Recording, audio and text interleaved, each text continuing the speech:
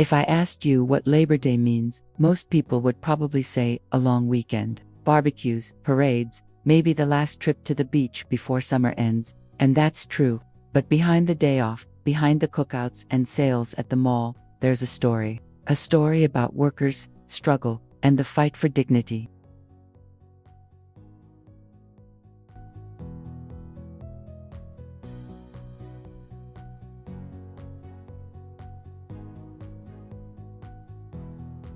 Let's rewind. We're in the late 1800s New York City. 1882. Imagine a city full of smoke, noise, and factory whistles. Men and women worked 10, 12, sometimes 14 hours a day. No weekends, no sick days, no protections. If you got hurt on the job, too bad, you were easily replaced. Even kids as young as 8 or 9 were sent to factories or mines because families needed every penny just to survive.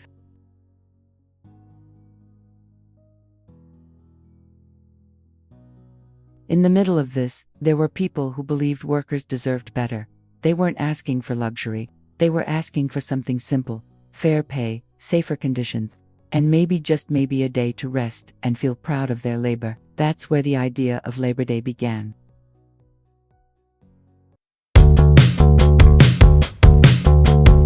Now, here's where it gets a little confusing, because two men named McGuire and McGuire are both linked to the holiday's birth. The International Association of Machinists in Paterson, New Jersey, had a man named Matthew McGuire, who served as secretary of the Central Labor Union in New York. He's credited by many, especially the New Jersey Historical Society, as the true father of Labor Day. But at the same time, there's Peter J. McGuire, a co-founder of the American Federation of Labor, who also pushed for the holiday. Both men believed workers needed recognition, and both of them marched in that very first Labor Day parade in 1882. So maybe it doesn't matter which one invented it. What matters is that the idea caught fire. So, picture this: September 5th, 1882. It's a Tuesday. Thousands of workers leave their factories, their workshops, their print shops, and they walk through the streets of New York City.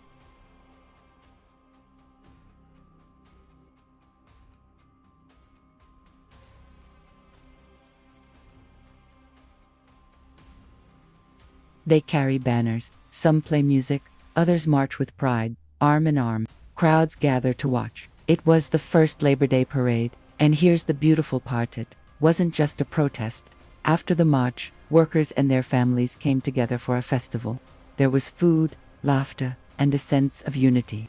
For one day, people who usually worked themselves to the bone got to celebrate themselves. The idea spread quickly. In 1883, the Central Labor Union held another parade, and little by little, other cities and states followed. By the time the 1890s rolled around, more than 20 states had adopted their own version of Labor Day. But the real turning point came in 1894, and honestly, it wasn't just celebration that pushed Congress to act, it was crisis. That year, a massive railroad strike, called the Pullman Strike, shook the nation.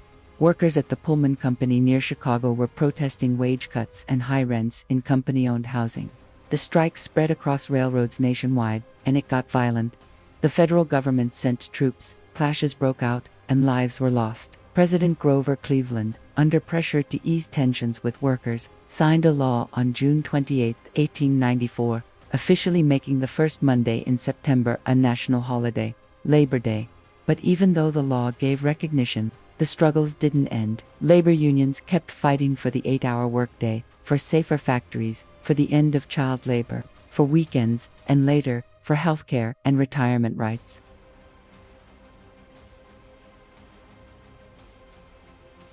In the early 1900s, thousands of men stepped into the darkness of coal mines every single day, their lungs filled with dust, their backs bent under the weight of the earth, and their lives balanced on the edge of danger. One miner, when asked why he risked his life daily, answered with words that still cut deep today: "I go into the mine not for myself, but so my wife and children can see the sunlight I cannot." But his words carried a heavier truth than he ever admitted. Nights when his wife waited for him at the door, supper growing cold, only to learn that an accident underground had kept him late. Days when his baby was born, and instead of holding his child, he was deep inside a shaft, swinging his pick. And sometimes, hospital nights when coughing fits from black dust shook his chest, His wife sat beside him whispering, "Don't leave me yet." These were not rare moments, they were the silent rhythm of a laborer's life. Husbands who gave their bodies to the mine so their children could have shoes for school. Men who kissed their wives goodbye every morning, never knowing if the kiss would be the last. This was the unspoken promise of millions of coal miners to trade their daylight, their breath, even their years, so the people they loved could live in warmth and light. New York, 1911. The Triangle Shirtwaist Factory was filled with the sound of sewing machines, the hum of tired hands stitching clothes for pennies. Most were young immigrant girls, daughters of men, who worked 2 jobs just to keep food on the table. That March afternoon, fire erupted. Flames spread fast, feeding on fabric scraps and oil. The doors had been locked to keep the workers from leaving early. Trapped, the girls screamed at the windows as smoke choked the air. One survivor later told of her father. Every evening, he waited outside the factory, just to walk her home. On the day of the fire, he saw the smoke before the sirens. He ran, heart pounding, until he reached the building. Through the chaos, he shouted up, "Your life is worth more than their profit jump if you must."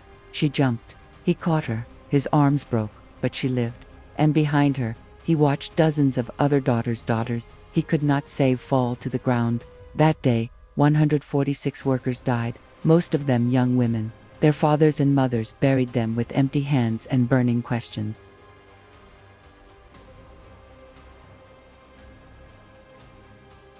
Why was a door worth more than a life? But their deaths were not silent. The tragedy sparked outrage, and new labor laws were born: fire safety, unlocked exits, fair conditions, so that no father would ever again stand outside a burning building, begging his child to live.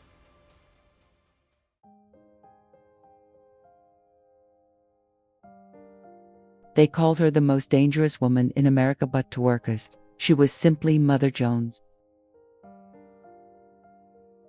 Mary Harris Jones wasn't rich, she wasn't powerful, but she had something no factory owner or politician could ever buy: courage. She marched with striking workers, stood with coal miners, and held the hands of children who worked in mills before they ever held a schoolbook. When companies tried to silence her, she raised her voice louder, and she gave workers a sentence that would outlive her: greater than pray for the dead and fight like hell for the living.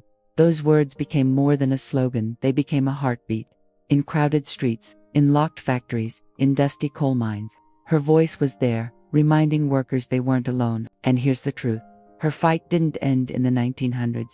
Even today, we see echoes of her struggle: people working 2 jobs to survive, parents skipping meals so their kids don't have to, delivery drivers and factory workers demanding the same respect miners once begged for.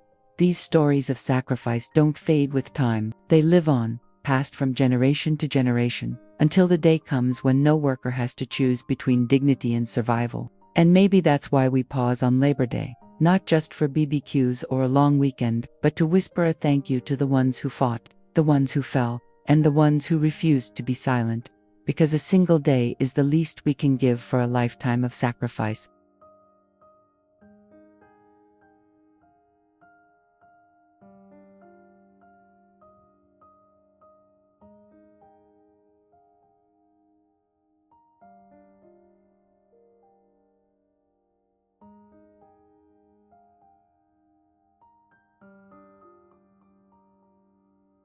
The way Labor Day was celebrated also grew.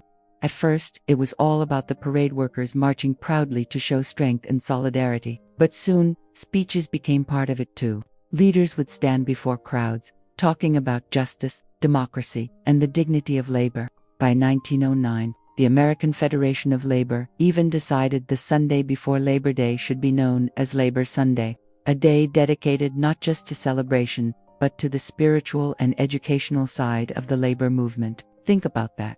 Workers didn't just want better path, they wanted respect for their humanity, their minds, their voices, and their role in democracy. Fast forward to today.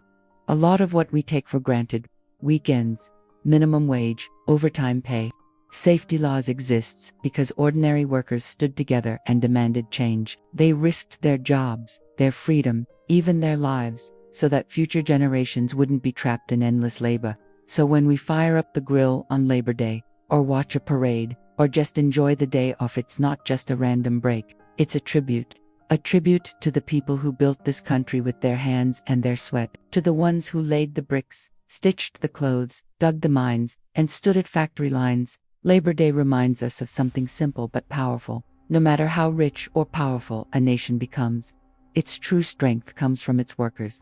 The men and women who get up every morning, punch the clock, and keep the wheels turning. And maybe that's why, even after more than a century, the holiday still matters. It's not just about the past, it's about remembering that the fight for dignity at work is never really over. Whether it's fair wages, equal pay for women, or protections in new industries like tech and gig work, the spirit of Labor Day is still alive. So, next time you see a parade float go by, or a marching band playing on Labor Day, imagine those workers in 1882, marching down New York streets, holding banners high, dreaming of a future where labor is honored, not ignored. That's the story of Labor Day, a story of pride, struggle, and unity. A story that began with a march and continues with every worker who believes their labor deserves respect.